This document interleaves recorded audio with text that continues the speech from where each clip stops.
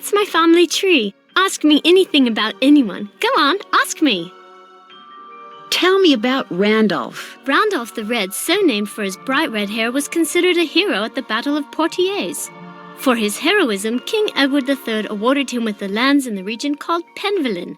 That's how we got our name. Odo, that's an odd name. Yeah, he isn't very exciting, really.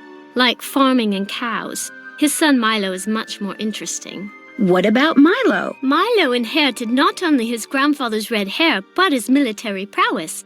Milo was instrumental in the siege of Caen and was awarded even more lands by Henry V. And Hugo? He had a lot of kids, and his dates were 1401 to 1466. Tell me about Albert. He was very mysterious, and the people of Blackmoor were afraid of him because he knew all these scientific things. No one knows much about him, though. Tell me about Edmund. He was into cows. He did a lot of breeding of cows and sheep and got some kind of award from the king. Who was Charles? Charles was a famous judge and wrote very important books on law. But his boy, Garrett, drowned while he was really young. Who was Gillian? She married the Duke of Ballingsford, but she stayed at Blackmoor to raise her son Thomas, who inherited the estate when his grandfather Charles died. Tell me about Garrett. He drowned on his 19th birthday. Tell me about Thomas. He was Charles's grandson and wrote a lot of poetry. He also had 3 wives, Catherine, Anne, and Mary. But not like at the same time. They died and he just remarried. Who's James? He never married, but one day, when he was very old, a baby was found at the doorstep to the manor. He took her in and raised her as his own. That was Eleanor. What can you tell me about Eleanor? Just that she was burned as a witch, but it wasn't true, and her father, James, died when he saw her die, and then the family fled to France. I don't want to talk about this. Who was Edward? He lived in France with his father, Le Comte de Roquefort. He was very interested in languages and translated books from Greek and Latin. Tell me about Corbin. I don't know. He doesn't have a coat of arms in the Great Hall because he didn't live here. Wasn't even a British subject, that's all I know. And Philippe? He made a fortune in the New World and bought back most of the lands that were confiscated by Cromwell. Who's Penelope? I don't know much about her except that she was very loved by practically everyone in England, and there were 1 million poems written about her. If I have a boyfriend, I'd never let him write a poem about me. Blech. Tell me about Martha. She was completely daft. She'd wear really bizarre outfits, and she was one of the first women to ride on a steam train. Tell me about Brigitte, the one born in 1759. She never married and was bonkers for astronomy. She adopted her sister's son, Richard, who later got killed at Waterloo. Tell me about Richard. He died in Waterloo fighting against Napoleon. Tell me about Edward, the one from the 19th century. He was a big explorer and went all over the world. He wasn't very close with his son, who was also an explorer. They'd only see each other by chance in weird remote places like Samarkand and Walla Walla.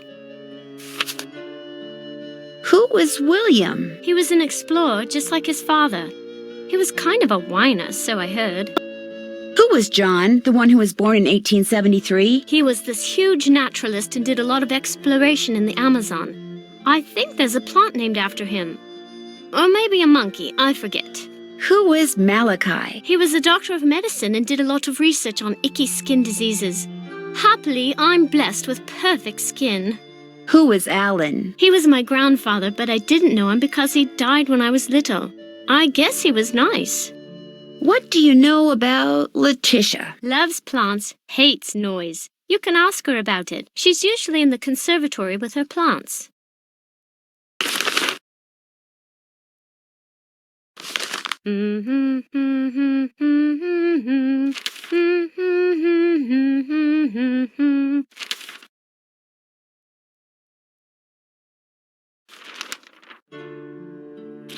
Nigel gave that to me when I was in the library once. I think he was hoping it would scare me, but it didn't. I'm too smart to believe in that sort of stuff.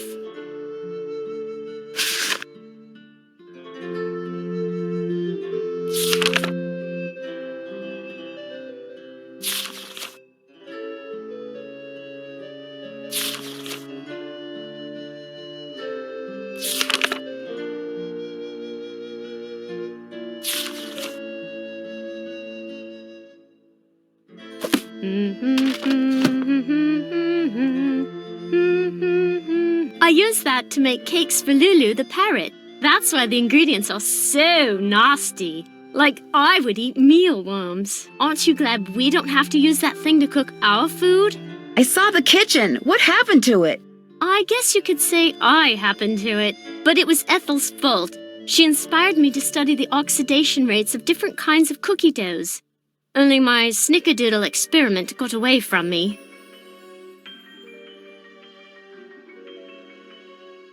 Who's this?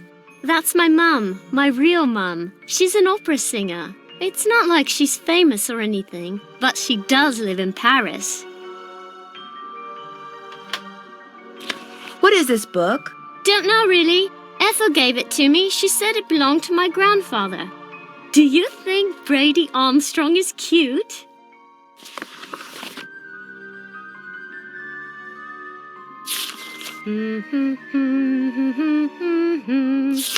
Each of those cups seems to be associated with a Roman numeral.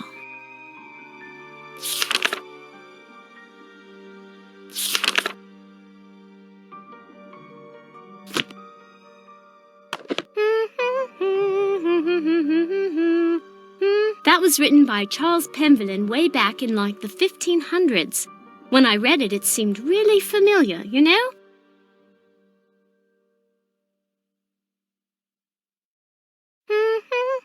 I totally love that show. Isn't Brady Armstrong so dreamy? Total hottie. Looks like you're learning some interesting stuff. Bet you wouldn't say that if you were the one who had to learn it.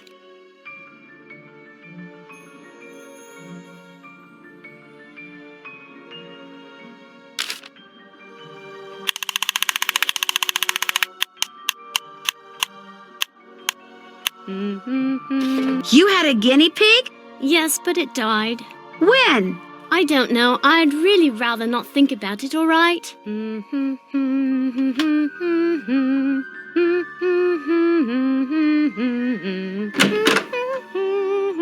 Oh, you startled me. You must be Nancy. I'm Jane's tutor, Ethel.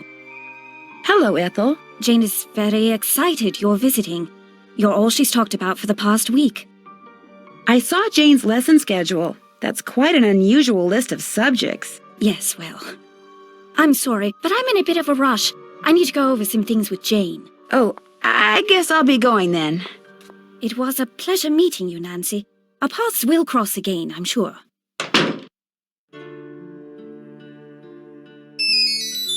There goes my cell phone. Hello? Hi, Nancy. It's Mrs. Petrov. How is everything? Have you seen Linda yet? Literally speaking, no, but I did talk to her. Not that she told me anything. I'm just about at my wit's end. I've never known her to act like this. The last doctor that examined her said that aside from a little dry skin, which is not unusual for her, she was perfectly fine. Why is she hiding behind that curtain? I have no idea. When I was out there last week, I got fed up and pulled the curtain back. She threw a fit, but otherwise she looked absolutely normal. A little pale, perhaps, but who wouldn't be pale, cooped up like that? Something has changed her. Something in that house. Hugh is just as bewildered and upset by her behavior as I am. Please get to the bottom of this, Nancy. You're our last hope. Where is Hugh? He was called to Rome. As a diplomat, he's always being called out of the country without warning and without any say in the matter.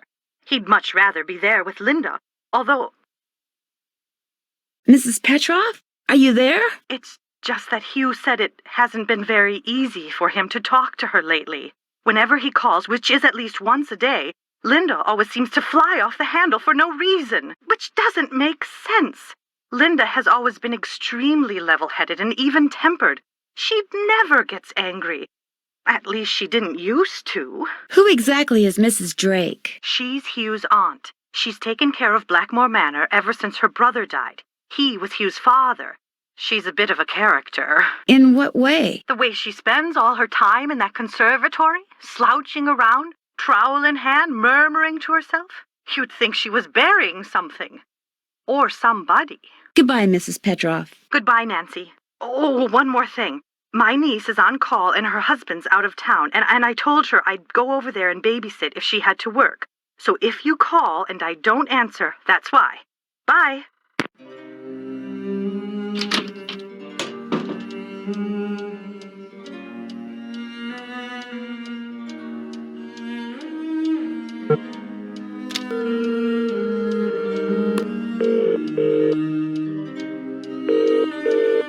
Hugh Penvellyn here. Hello, Mr. Penvellyn. This is Nancy Drew. I'm the one who's visiting Linda. You know, from the United States, across the pond.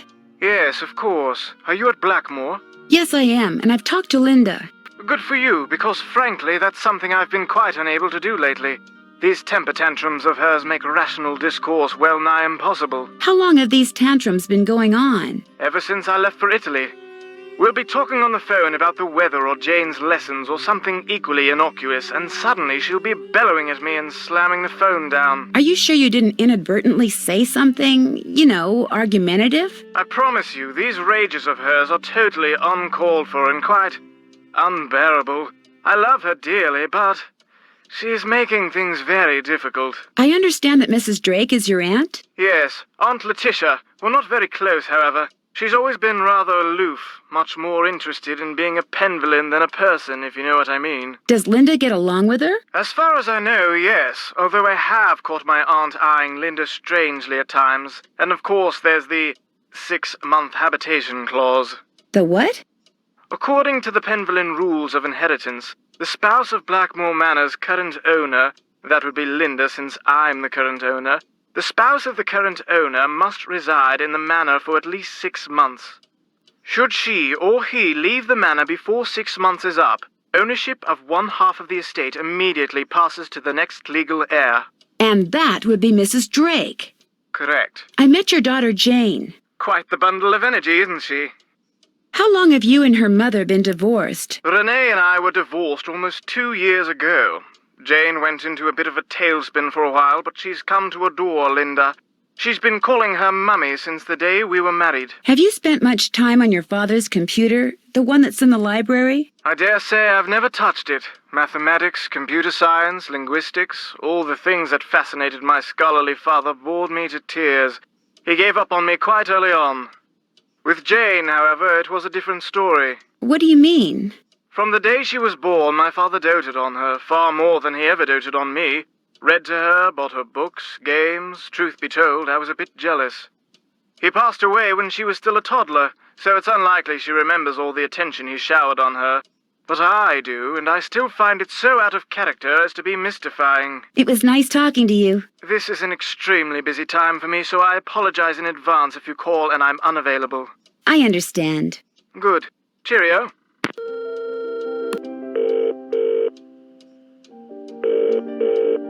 Boar's Head Pub, this is Tommy. Hi, this is Nancy Drew. I'm supposed to call you if I want some food. Right. Nancy Drew, out at the old Blackmoor Manor, are you? You must be Hank Marvin up there. Pity about your kitchen, but we'll fix you up for some Bexin posh. Just tell me what you like. Okay. What do you have? We've got some loop-de-loop, bangers and mash, a real fine pinky and perky, and a delicious dog's eye, me fork and knife just rubber-ducked. Hello? Could you repeat that? Sure, we've got some loop-de-loop, bangers and mash, pinky and perky, and a dog's eye, and they're all Robin Hood. I'd like some pinky and perky, please. Good choice. Uncle Fred and Johnny Rudder? Okay. All right, then. We'll come round and leave it at your Rory. Oh, and we've got no hot potato about, so it may take a bit, but we'll have it up to you in no time. Fish and taters.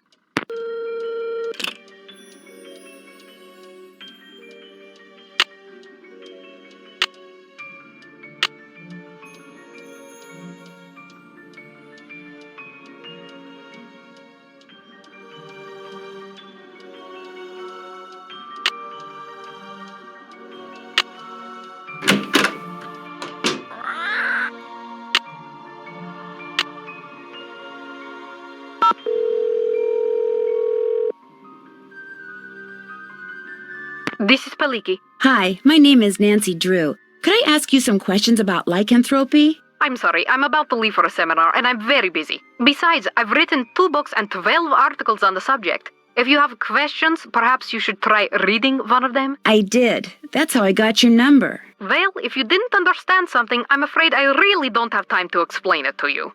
I understood everything. It's just that I know someone who seems to be exhibiting some of the symptoms of lycanthropic Lycanthropic metamorphosis? Well, that's different. Talk to me. What do you consider to be the definitive signs that someone is turning into some kind of animal? Symptoms are relatively subtle. A dry mouth, fatigue, impaired vision, and reduced blood flow to the skin. Is this person pale? I can't say. She won't let anyone see her. She just lies in bed all day behind this curtain. And at night, what does she do at night? I can't be sure, but I do know that I saw something outside the night I arrived. Some kind of animal. And when I asked to see my friend, I was told she was unavailable. This sounds very promising. You don't really believe she's turning into some kind of creature, do you? Young lady, I believe the human mind is capable of far more than we can ever imagine. Pale skin, dry mouth, fatigue. The human mind is perfectly capable of causing the body to exhibit such symptoms, if it is so motivated. Are temper tantrums symptomatic of lycanthropy? There are no hard and fast rules when it comes to lycanthropy, or almost anything else for that matter.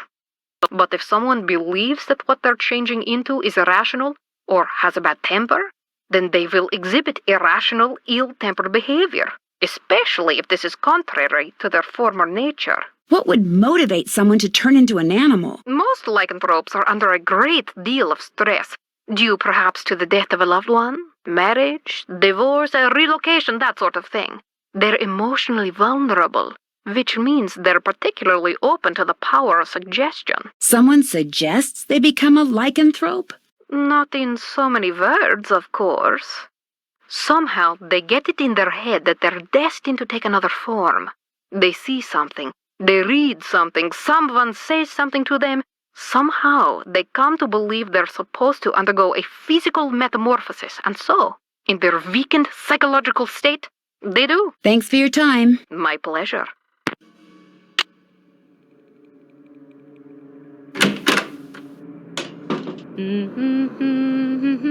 Hi, Nancy. Have you ever seen anything strange outside? Once I saw my Uncle Roger's toupee fly off during a windstorm. Talk about freaky. I mean, have you seen a strange animal outside? No, but I have heard weird noises like this. Howling. But not like a dog howling, more like something human. I don't want to think about that. It's scary enough having to live in this gloomy place. Do you think there's a treasure hidden around here? I highly doubt it. I mean, if there were, wouldn't someone have already found it? When I asked Ethel about it, she said that it's the Penvellyn name and heritage that should be treasured. Blech. Do you know what the password is for the computer in the library? Yes, but I won't tell. Not unless you beat me at Skull and Bones. My friend Hugh bought this for me. It's like Go Fish, but you have to collect 3 of a kind of weird things like zombies and ghosts. You go first. Do you have any ghosts? Here you go. I got a match. Do you have any witches? Dig. Tombstones? All yours. You got a match. Good for you. Any bats? Go dig. Do you have any bones? Go dig. Do you have any coffins? All yours. Any bats? Get out your shovel. Do you have any witches? Dig. Any bones? All yours. Any bats? Go dig. Do you have any zombies? Dig. Any bats? Go dig. Do you have any spiders? Dig. Any bats? Get out your shovel. Do you have any witches? Sorry. Any bones? Get out your shovel. You got a match. Good for you. Do you have any coffins? Here you go. That's a match. Do you have any spiders? Sorry. Any bats? All yours. Do you have any skulls? You're going to have to go dig. Do you have any zombies? Here you go. Do you have any witches? Here you go. I got a match. Do you have any spiders? Nada. Any bats? All yours. A match? You're doing great. Any haunted houses? Sorry. Do you have any spiders? Go dig. Any haunted houses? You're going to have to go dig. Do you have any skulls? Here you go. That's a match. Do you have any zombies? Here you go. That's a match. Do you have any spiders? Go dig. Any haunted houses? All yours. You got a match. Good for you. Do you have any spiders? I win. You won. Good job. Okay, the password for my grandfather's computer is on his coat of arms, plain as day. The lady in black you saw in Linda's room, did she look like anyone you know? Like I said before, I couldn't really see her face, but she was kind of dressed like the lady in the Great Hall. Which lady? Eleanor. I know it sounds weird, that's why I didn't want to tell anyone. It's too creepy. Sometimes I wonder if I just dreamed it all up. Mrs. Drake is always saying I have a rampant imagination. I should get going. Ta-ta!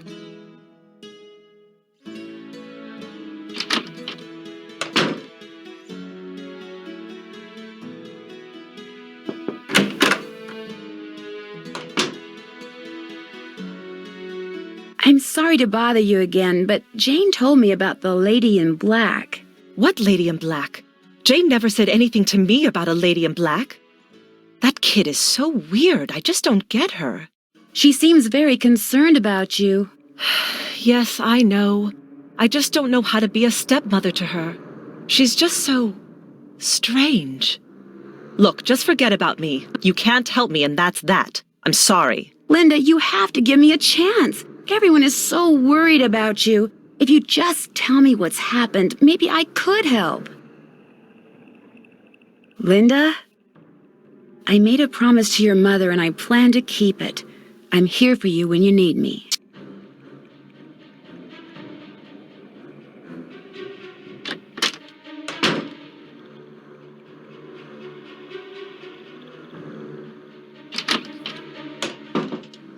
That must be the food I ordered. Looks like Pinky and Perky is turkey. I knew that. This smells delicious. And Uncle Fred and Johnny Rudder are just plain old bread and butter.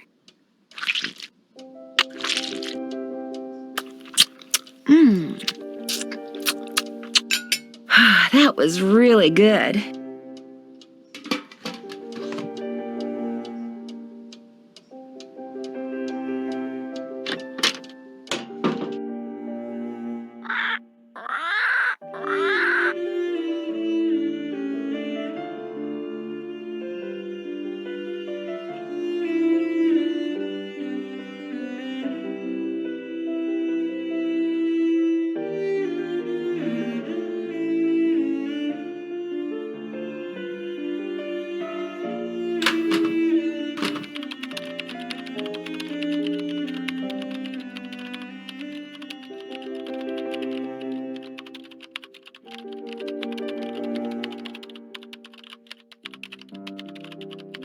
Welcome, my adventurous friend. Don't tell my sister, but there are ghosts in Blackmoor Manor. 13 of them to be exact. The problem is they're very shy, so they only come out when it's very late at night, usually just after midnight, and even then they only show up in quiet places, like the Great Hall, and the hallways and the conservatory. What's worse, they'll only come out for a very short period of time. But if you can find and touch all 13 ghosts in the time you're allotted, come back here and I'll give you a prize, one which I guarantee you'll enjoy. So who's ready to go on a ghost hunt? Oh dear, my watch tells me that the ghosts are not likely to show up right now. Come back between midnight and 4 a.m. Farewell till then.